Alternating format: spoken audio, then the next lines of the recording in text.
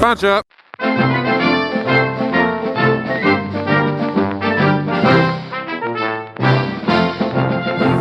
So, where have I been? What's been going on? I've been silent. What am I riding? That's the question. Why am I so tall? Why am I massive? Bloody massive. It's because I'm standing up on what is commonly known as a tank. This is a GS, a BMW R1200 GS Adventure. And why have I got this bike? Well, if you follow me again on Facebook and Twitter, you will have known that me and my good friend Charlie Speed, his real name for the drug initialized of you, his real name, Charlie Speed, you will know that we just did a trip, and we were trying to kind of break a, I guess it's an unofficial, oh, I'm not going to get through that. I guess it's an unofficial world record. I don't know what the actual record is, but because of everything that's going on, I fancied like a bit of a challenge and a bit of a long kind of hard touring ride, really. So we came up with the idea of trying to visit as many countries as possible in 24 hours. And it actually took, hang on, let me just recline my windscreen because I've done my motorway riding now. And yeah, so we came up with this idea, do as many countries as possible in 24 hours. So like straight riding, just ride into as many countries, go, yeah, we're in wherever it is, and then fuck off to the next one. And I thought it'd be quite easy, just jump on the bike and do it. It actually took a lot of organisation, and we spoke to BMW, and they kindly lent us 2 of these bikes. Of course, we did it with Dainese as well, and they lent us the gear and all that shit. And a few other sponsors, which I'll mention along the way. Anyway, the interesting bit. So we started off in Serbia, which is in Eastern Europe, and made our way through Croatia, Bosnia, Hungary, and all the way up to Holland in 24 hours. And it was both amazing and extremely hard. But we wanted bikes basically with massive tanks, because I think that well, I don't think I know now, that is the biggest obstacle when you're trying to do long distance timed events, is you just keep running out of fuel. Oh, this is not really the bike to be doing this on. Thank you. So, and this bike's got like a, I think it's something like a 32 litre tank. Something mental. And it sounds pretty awesome as well. What's around here?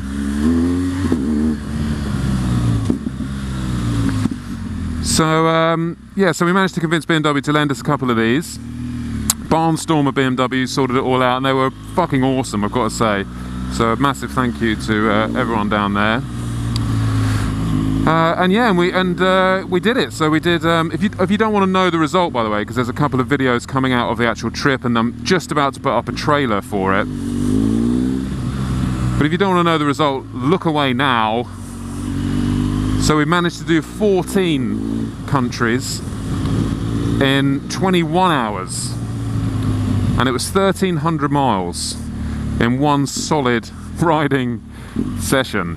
And for anyone that's ridden any long distances will know that that is pain. That is pain, honestly. Even on this, it's painful.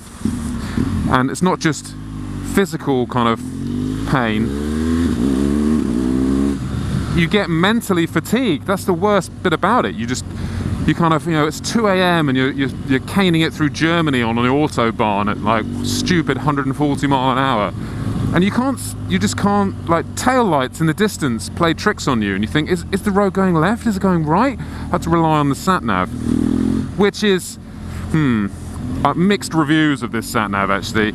As a device, and being a computer on the bike, it's incredible. Look, I mean, there's a little controller here, and you can just flick through everything. So you can have your speed displayed. These are all the options, thousands, like tyre pressures, fuel economy. It's insane. It's a proper luxury motorcycle, I'd say.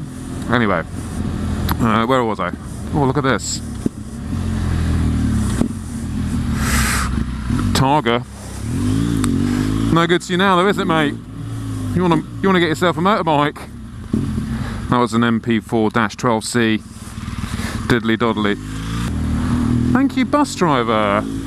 Thank you, Mr. Bus Driver. Thank you, Mr. Bus Driver. So yeah, so we did that many countries. Try not to ruin it. In 21 hours.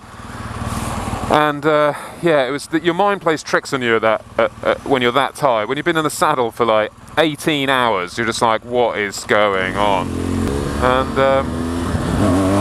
And it's a hell of an achievement. And whether anyone's done it before, I don't actually really know. I mean, we tried to approach Guinness with a saying, can you ratify this as a world record, or if anyone's done it before, or what the status is.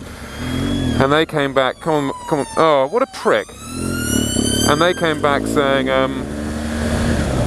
they do not condone point-to-point timed records on public roads due to health and safety. So, if they actually looked at it closer, they'd realise that actually the fastest way to do it is to sit at 65, 70 miles an hour, i.e. your best fuel economy, and just munch out the miles. Because that's what kills you. You just keep having to stop. You know, and this bike normally has got a 280 tank range, 300 tank range, 300 miles. But when we were sitting on the Autobahn at 130, we were getting like 20 mpg instead of like 48 or whatever is normal. So that's what kills you, is the fuel economy. Anyway.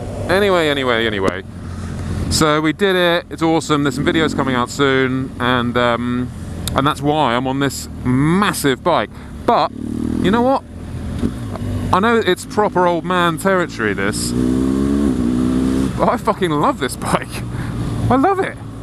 It's not what I thought it would be at all. I thought when it turned up it would be slow, it would be boring, it would be like, hello, I've got a longer beard than normal, and it's slightly greying, and I've got a GS R1200. We like wearing high-vis jackets and playing bridge on Friday nights. And that's what I thought it would be, but it's not like that at all. It's actually awesome. I mean, it is massive. Like, filtering on it is not easy. Let's get that out of the way. It's definitely not a filtering bike. However, I think the reason it doesn't work as a town bike is not necessarily the filtering. I think it's the gearing. The first gear is really short, and second gear is quite long. So you'll probably see later when we get further into the traffic that I get stuck between no man's land of which gear to be in. I don't want to be revving its nuts off, because it is a powerful, torquey bike, this. It's only 125 brake horsepower, and it's fucking heavy, but the torque on it is pretty good. So it's oh, did I just go through that speed camera? Fucking hell.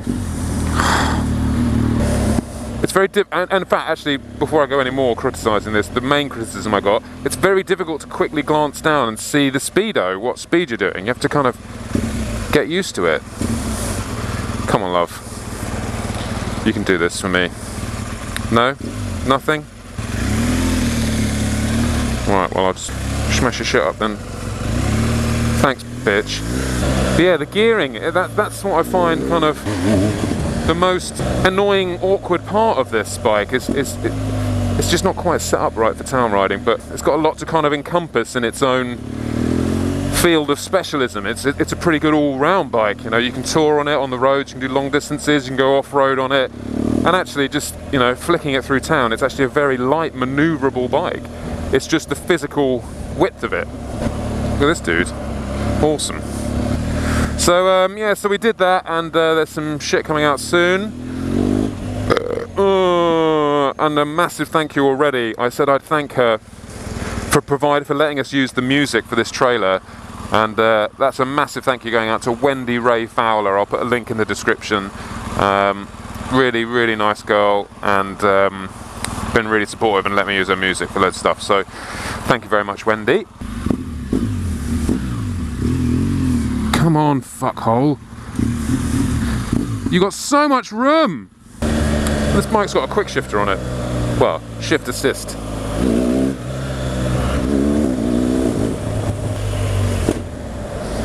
So loud.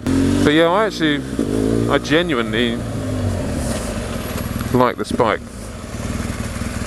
Come on then. I genuinely like this bike. I enjoy it. It's kind of like when you wake up in the morning, especially with all this winter shit that's about to happen to us. You wake up in the morning and you think, oh god, do I want to get on a super sports bike, especially with no traction or ABS, and battle through the wind and rain?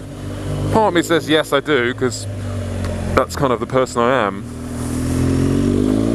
But the rain and the wind doesn't bother you on this. That's the key. It just doesn't bother you. You're just like, yeah, well, I don't give a shit if it's raining. I don't give a shit if it's windy. I don't give a shit if there's leaves everywhere and it's all muddy and crap. Because it takes the abuse.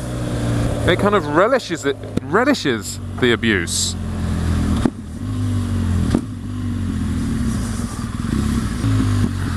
You know, steering lock is excellent. Steering lock, turning circle is excellent. Wind protection is excellent. I've been in this in the rain and my jacket hasn't even got wet. And when you get tired in the saddle, I mean, being able to just stand up, you might not think it's a good thing or a you know, something to rave about, but just be able to stand up, it's just so nice. You know, just stretch the legs, get the uncomfortable bum out of the way, getting cock shots. The horse is going mental. Mental, chicken oriental. And it's actually, as a big human being, I am quite large. It feels nice to have a bike that is large, although it is proper hard to manoeuvre at slow speed, as in moving it round off the stand and doing all that stuff. I don't like it at all. I struggle. I now realise what short people have to go through with normal sized bikes, because this is probably about the right size for me as a motorcycle. And the feeling of it wobbling when you're pushing it round, it's like, oh god, no. I understand, shorties, I understand your pain.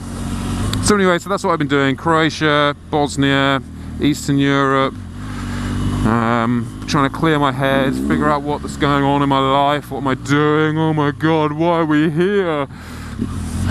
All that's Homo sapien shit. But just flicking it around town, it's actually an excellent bike. It's got electronic suspension, traction control, ABS, tyre pressure monitors, satellite navigation. It's a technically excellent vehicle. It's just massive. Oh, there's so many fucking Ferraris everywhere. Oh, and the joys of a top box. I'm getting old. I am getting old. Fuck you. I am getting old. But just being able to stick a load of crap in a box, come out for a ride and go, yeah, it's alright, I've got all my waterproofs, got everything I need, got a sandwich, got a, you know, whatever. It's glorious to have that flexibility and just leave it all in the top box.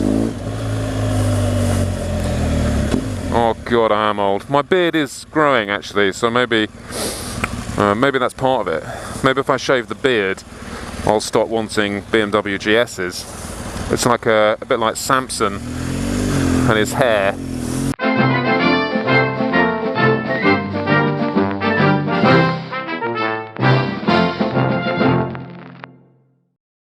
But yeah, look how purposeful and beastly. That looks like an army bike. I can love it. Anyway, I'm going to go and smoke a pipe and put the slippers on. Ciao.